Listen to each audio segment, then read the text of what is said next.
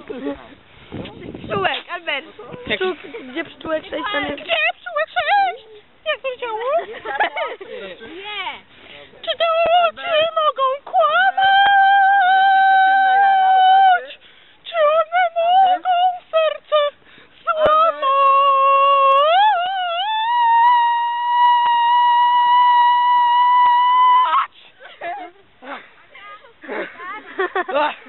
Ah!